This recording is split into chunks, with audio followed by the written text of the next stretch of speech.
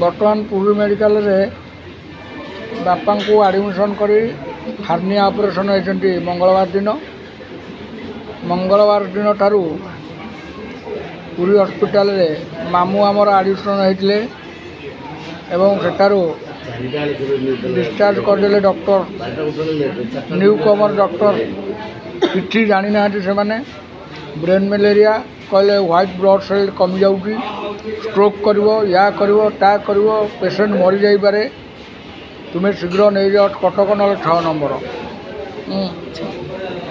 एटा छाड़ा होगा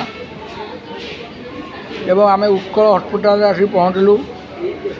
तथा उत्कल हॉस्पिटल आमको सजेशन देले एवं ट्रिटमेंट करी कहले देख पुरी हॉस्पिटल रे ब्रेन मलेरिया को मलेरिया भल कर से जाओ जगन्नाथ आशीर्वाद अच्छी आम उपरे माँ दक्षिण काली अच्छी आसी एठार पहुँची मामूर आम सब ठीक ठाक होती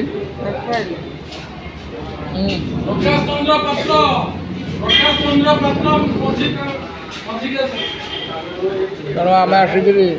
डिस्चार्ज होगी जीव बोली ठियाचु एवं BSKY डेस्क रे कंप्यूटर कौन टिपी देले जे टिपू टिपू तांकर फाटीगला बर्तमान 50 मिनट कहीकि 3 घंटा है बसैलानी तेणु नवीन पट्टनायक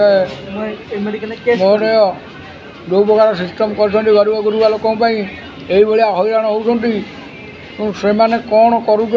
मुझे जापारना दरमा पूजाक नहीं खाली लिपस्टिक लगे हाथ में काट जो प्रकार नगेकी बहुत कहले न सरे जदि आम जगह था आज शिक्षित बेकार हो बुलूचु किसी लाभ ना गवर्नमेंट अंध जो मानकर भाई रहा हाथ पूर्व पश्चिम उत्तर दक्षिण 4टा जाक से मैंने जीति नौनी तेणु यही परिस्थिति पड़ती जहाँ केमी सुरुखुर घर पहुँचू अपेक्षार बसचु मुझे कहीकि जगन्नाथ कृपारू भल मंगल हो समस्त दांड हूँ।